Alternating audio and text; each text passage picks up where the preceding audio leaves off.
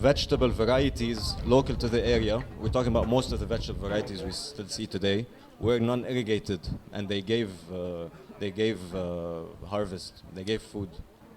So the Civil War was the opportunity. After the Civil War, all the companies and all this kind of agriculture really kicked into Lebanon. Talking about hybrid seeds, because we lost most of the peasant seeds during the war, because one generation of Lebanese did not farm the land. So villages no longer had animals, no longer had the peasant seeds, no longer had the know-how and the knowledge. And most of the agricultural inputs that used to be sustainable and locally sourced. And ever since then, it's been it really sunk in, all this the commercial agriculture, industrial agriculture. Petit à petit. Il y a des groupes cultifs, ça dépend, il y a plein de variétés différentes. Il faut aller les voir exposées sur la table, elles sont pas vendues en table, quoi. Oui, c'est pas, ouais, de table.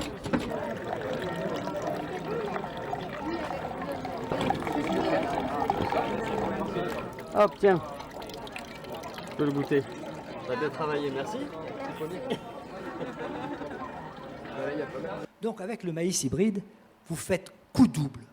Vous résolvez les deux problèmes fondamentaux du capitalisme industriel dans l'agriculture. Premièrement, la question de l'uniformité, puisqu'on entre dans la production de masse. La production de masse, la production industrielle, la production de masse exige des marchandises qui sont normalisées, standardisées, uniformisées. Plus question d'avoir la fantaisie de la vie et des variations. Donc vous rentrez dans ce cadre de l'industrie, l'industrialisation de l'agriculture qui commence avec, en effet, aussi la révolution industrielle.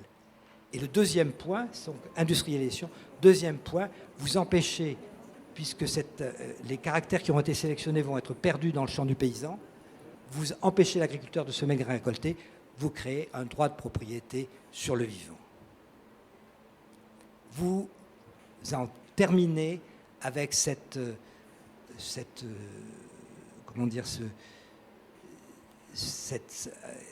anomalie par rapport au système marchand, qui est que les êtres vivants se reproduisent et se multiplient gratuitement.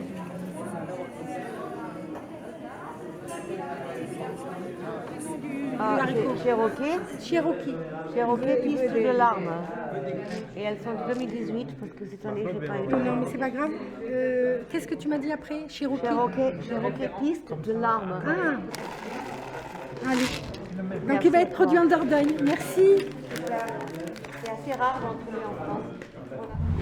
Yo participo en la Red en Defensa del Maíz, que es un colectivo de comunidades indígenas y algunas organizaciones y colectivos que estamos en contra del maíz transgénico, implantación en México, pero también de conservar las miles y cientos de razas y variedades que hay en México, pero como una forma de no solamente de conservar las semillas, sino de vivir en comunidad, en un territorio que se quiere preservar y defender de los proyectos que van en contra de la vida, como son los proyectos petroleros, mineros, hidroeléctricos.